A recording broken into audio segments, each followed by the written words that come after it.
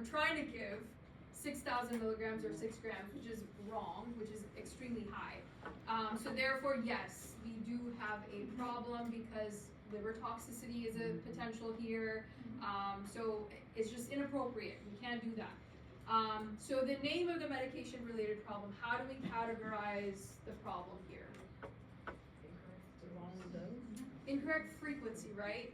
Because if we adjust the frequency, we can get it to that up to 4 grams. So adjust the frequency from Q4 to Q2. Q6, Q8, that's fine, right?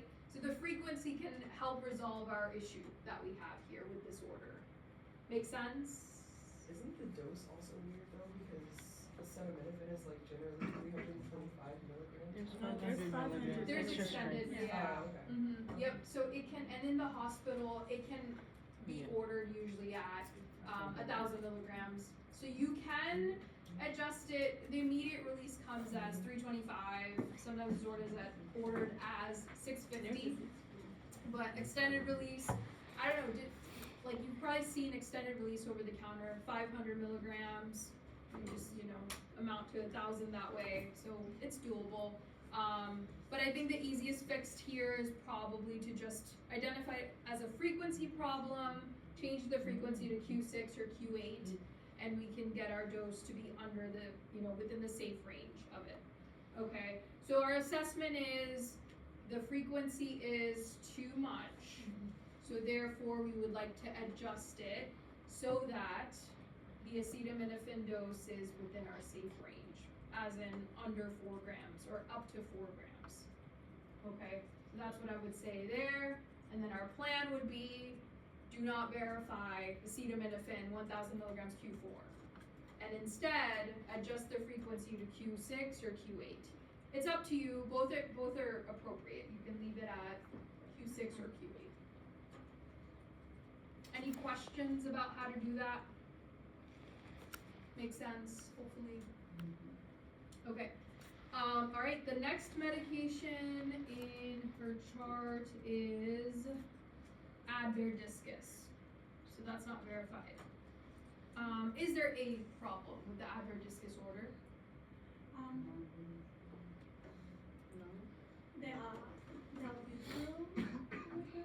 Advair. The Advair problem. So that's the maintenance inhaler. Is there any problem? Let's just look at that. Is there any issue with this particular inhaler? Oh, no. Yeah. No issues. No issues. Agreed. I don't see any problems with this. We can verify it as is. So therefore, you don't need to do the rest of it. No issues with this. Go ahead and verify it. Get the patient's wheezing, shortness of breath under control. Okay.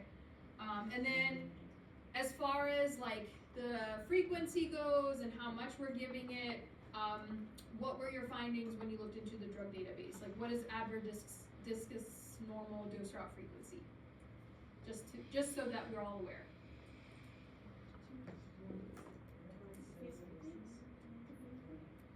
Well, that's the dose, right? So yes, 250 by 50 micrograms, and then how are we giving it?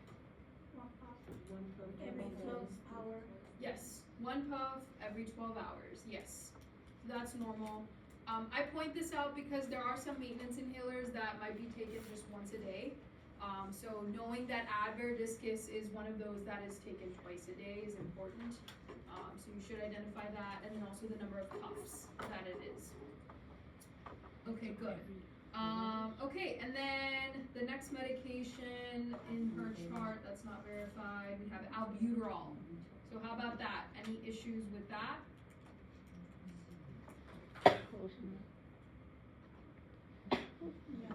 No issues with that. As an inhalation, as this like nebulizer solution that's ordered, there aren't any issues with it. This is a very normal script. So to have 2.5 to 10 milligrams every 4 hours is needed. That is safe to do so. And you can confirm this when you look into Micromedex or Lexicon. Okay, so no issues with that either. You can verify it as is. Okay, and then the last medication is the famotidine. So what about that?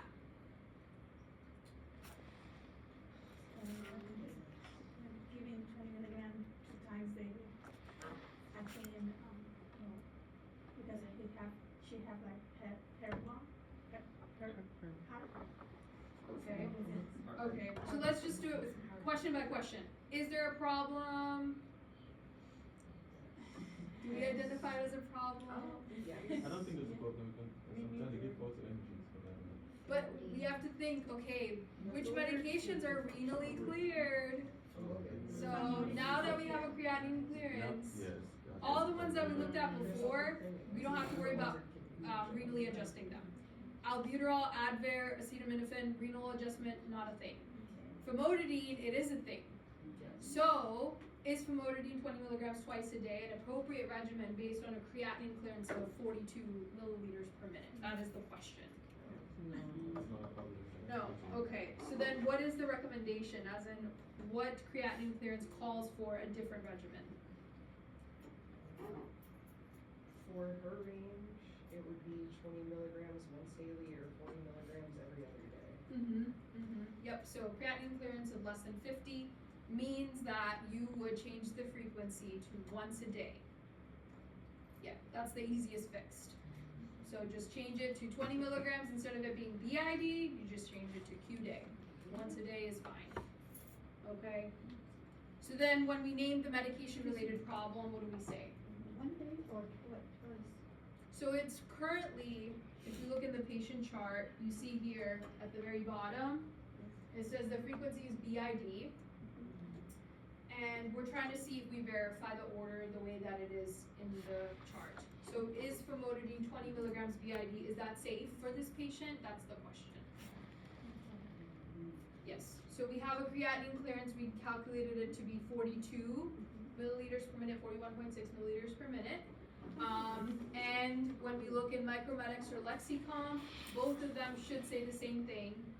That is, creatinine clearance of less than 50 means that famotidine should be ordered at 20 milligrams once a day or 40 milligrams every other day. Both are fine, but because it's 20 milligrams ordered right now, we'll just change the frequency to once a day. That's the easiest way to resolve that. So then, when we categorize the problem, what do we say? Incorrect frequency. Yeah, incorrect frequency. And then in the assessment, that's where you would elaborate on the patient's creatinine clearance is 42 milliliters per minute. Per Lexicon Micromedics, we can see that the recommendation is 20 milligrams once a day or 40 milligrams every other day, whatever, what we just discussed, right? And so then our plan would be, do not verify the 20 milligrams BID, change the frequency to once a day. Make sense? Any questions about this activity that you did? So just to summarize, only 2 medications out of the 4 have a problem. The other 2, you're good. You can just verify them as is. Albuterol, Advair, they're good to go.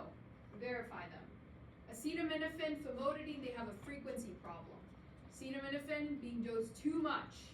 So you have to change that to Q6 or Q8 because you can't exceed the 4,000 milligrams or 4 grams daily dose. So adjust the frequency. And then the famotidine, we have a renal clearance problem. So you want to make sure that it's safely dosed based on the patient's renal function. Any questions about that? Okay, all right, so that is basically the pre-lab.